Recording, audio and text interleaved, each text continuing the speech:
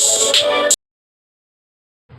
Viewers, how are you? I hope so आप सब खैरियत से होंगे, अपनी लाइफ एंजॉय करें होंगे। आज हम मौजूद हैं Randhawa pets and vets clinics पर और आज हमारे साथ मौजूद है एक बहुत ही प्यारा सा किटन। जी mister Oreo, how are you? You look so beautiful.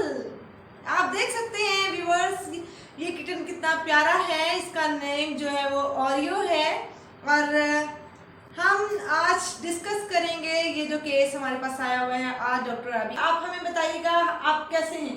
I am fine, how are you? I am fine. जी डॉक्टर अभी आप हमें बताइएगा कि ये हेयर कोट क्या है और ये कैसे होता है जनरल ये हमारे किटन्स में। जी thanks for this new topic. और देखें जी, ये जो हेयर कोट का प्रॉब्लम है, ये पेट्स की दुनिया में ये बहुत बड़ा एक इशू बना हुआ है। मोस्टली केसेस आते हैं हेयर कोट के अबाउट कि हमारे जो पेट्स हैं उनका जो हेयर कोट है वो काफ़ी रफ है। सो इसमें कुछ फैक्टर्स हैं, आज हम उन तमाम फैक्टर्स को वन बाय वन डिस्कस करेंगे कि जो पेट्स हैं उनका जो हेयर कोट है वो क्यों रफ है, उनके पीछे वजूहात क्या हैं, उनके क्या रीजंस हैं और क्या फैक्टर्स हैं जो कि असरअंदाज होते हैं पेट्स के हेयर कोट पे। सो इनमें जो सबसे पहला फैक्टर है वो है शैम्पूज। हम देखते हैं कि बहुत सारे जो लोग हैं उन्हें इस बात का नहीं पता, वो ह्यूमंस वाला जो शैम्पू है वही अपने डॉग और कैट पे यूज करते हैं। देखेंगे ये जो ह्यूमंस का शैम्पू है ये डॉग और कैट पे बिल्कुल भी रिकमेंडेड नहीं है, क्योंकि जो हम ह्यूमंस हैं हमारी जो बॉडी की जो पीएच है वो बिल्कुल डिफरेंट होती है, जो पेट्स हैं उनकी जो पीएच है वो डिफरेंट होती है। और हम ह्यूमंस की जो शैम्पूज हैं और इसके अलावा जो डिफरेंट स्किन प्रोडक्ट्स हैं वो हमारी पीएच के अकॉर्डिंग और हमारी बॉडी रिक्वायरमेंट के अकॉर्डिंग बनाई जाती हैं। इसी तरह से जो पेट्स हैं उनकी जो शैम्पूज हैं वो स्पेसिफिक शैम्पूज होती हैं और उनकी जो शैम्पूज है वो उन्हीं की बॉडी की रिक्वायरमेंट के अकॉर्डिंग बनाई जाती हैं। इसलिए ये बिल्कुल भी रिकमेंडेड नहीं है ह्यूमन शैम्पू। सम टाइम हम देखते हैं कि बहुत सारे इस तरह के केसेस आते हैं कि लोग जो है वो ह्यूमंस वाली शैम्पू यूज करते हैं अपने पेट्स पे। इसी के नतीजे में जो पेट्स हैं उनका जो हेयर कोट है वो काफ़ी रफ हो जाता है, क्योंकि जो ह्यूमंस की जो शैम्पूज हैं वो पेट्स का हेयर कोट जो है वो इस तरह से मुतासिर करती है, उनकी पीएच को डिस्टर्ब करती है, उनकी वाटर रेजिस्टेंस को ये डिस्टर्ब करती है, जिसके नतीजे में उनका जो हेयर कोट है वो बहुत ज़्यादा रफ हो जाता है। जी सेकेंड फैक्टर है सेल्फ मेडिकेशन। हमारे पास कुछ पेट ओनर्स आते हैं और हमें बताते हैं कि डॉक्टर साहब हमने ये जो है ना वो फलां न्यूज़पेपर से ये पढ़ा था या हमने ये गूगल से देखा था, ये मेडिसिन जो है ना ये पेट के लिए अच्छी है और हमने यही वाले अपने पेट पे यूज़ की है। तो ये बिल्कुल भी एक अच्छी बात नहीं है, क्योंकि अगर हम कोई भी चीज़ है वो गूगल करते हैं, गूगल पे बहुत वास्ट सर्च सामने आती है। सो इसके नतीजे में क्या होता है, हम जब कोई भी चीज़ अपनी मर्जी से अपने पेट पे यूज़ करते हैं सो उसके नतीजे में जो हेयर फॉल है वो बहुत ज़्यादा मुतासिर होता है, हेयर फॉल जो है वो बहुत ज़्यादा होने लगता है और इसके नतीजे में हेयर कोट जो है वो बहुत ज़्यादा रफ हो जाता है।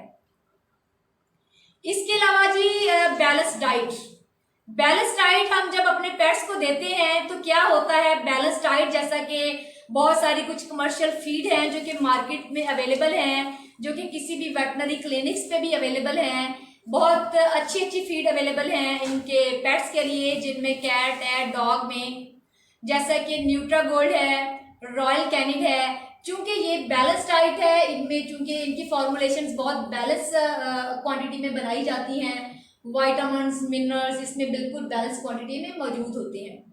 और अगर हम बैलेंस डाइट यूज करते हैं, चाहे वो होममेड डाइट हो चाहे वो कमर्शियल फूड अवेलेबल हो, जब हम ये वाला यूज करते हैं तो इनमें बहुत कम चांसेस होते हैं कि जो हमारा डॉग है उसका हेयर कोट मुतासिर होगा।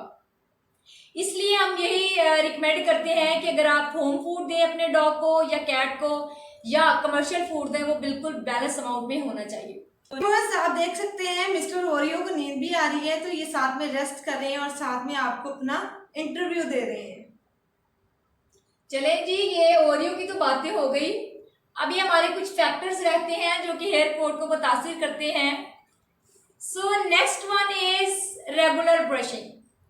बहुत सारे जो कैट ओनर्स हैं या डॉग ओनर्स हैं उन्हें ये बिल्कुल भी पता नहीं होता कि हमें जो है वो ज़रूरत होती है अपने पेट्स की रेगुलर ब्रशिंग करवाने की।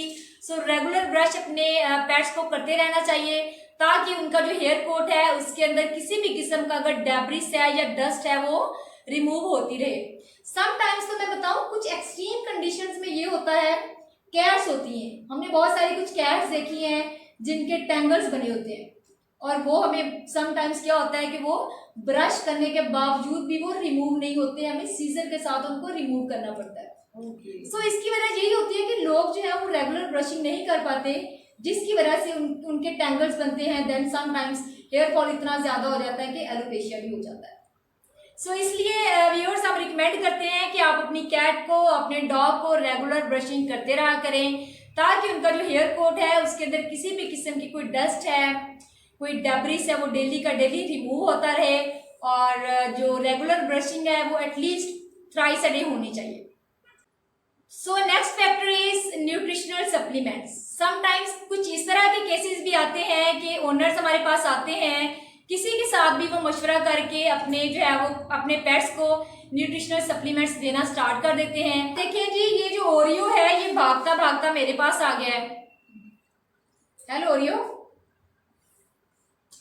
समटाइम्स कोई वाइटामिन्स है या मिनरल्स है उनकी डेफिशिएंसी बॉडी में चल रही होती है या उनकी ओवरडोज हो जाती है, हेयर कोट को मुतासिर करती है। इसलिए हम बिल्कुल भी रिकमेंड नहीं करते कि आप अपनी मर्जी से न्यूट्रिशनल सप्लीमेंट्स अपने पेट्स को देना स्टार्ट करें। इसके लिए जरूरी ये है कि आप अपने वेटनेरियन को कंसल्ट करें, अपने पेट को अपने वेटनेरियन के पास लेके जाएं, ताकि आपका जो वेटनेरियन है, आपका जो पेट है, उसकी बॉडी रिक्वायरमेंट के अकॉर्डिंग उसको प्रिस्क्राइब कर सके, वही आप यूज करवाएं अपने पेट्स को। So next one is water bath. Sometimes हमें पता नहीं होता कि हमें अपने डॉग को या कैट को दिन में कितनी दफा जो है वो वाटर बाथ देना है, क्योंकि जो स्किन है, बॉडी है, उनमें जो फैटी एसिड्स हैं या जो ट्राइग्लिसराइड्स है वो बनते रहते हैं। और कुछ डॉग ओनर्स को मैंने देखा है वो अपने डॉग्स को डेली बाथ दे रहे होते हैं। इसका होता क्या है, इसका नुकसान ये होता है कि जो बॉडी में फैटी एसिड्स बनते हैं वो डेली के डेली रिमूव हो जाते हैं वाटर बाथ देने से। इसलिए अपने डॉग्स को या कैट को ट्वाइस अ वीक जो है वो बाथ दें, और विंटर में वंस अ वीक काफी होता है। इसके अलावा पेट्स के कुछ स्किन इन्फेक्शन जिस तरह के हैं जिनको हम नोटिस नहीं कर पाते। समटाइम्स जो है वो ओनर्स ये नोटिस नहीं करते कि उनका जो पेट है उसमें कौन सा स्किन इन्फेक्शन चल रहा है, और वो स्किन इन्फेक्शन जो है वो इतना प्रोसीड कर जाता है जब उनका हेयर फॉल होने लगता है, जब उनका हेयर कोट इतना रफ हो जाता है तब उन्हें पता चलता है। तो इसलिए जो है अपने पेट्स को रेगुलर चेकअप के लिए अपने वेटनेरियन के पास लेके जाते रहा करें, ताकि आपका जो वेटनेरियन है, आपका जो डॉग है या कैट है, उसका रेगुलर एग्जामिनेशन कर सके, ताकि अगर पेट्स की स्किन का कोई भी स्किन इन्फेक्शन चल रहा है तो उसको टाइमली ट्रीट किया जा सके।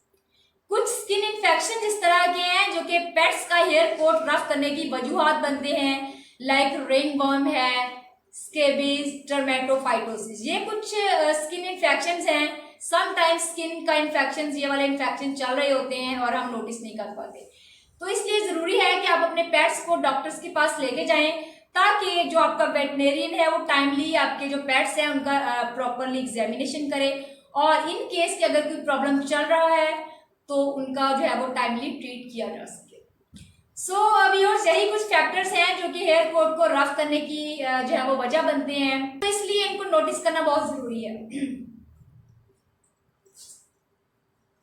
जी viewers, thank you so much आपका इतना प्यार के लिए, इतनी मोहब्बत के लिए।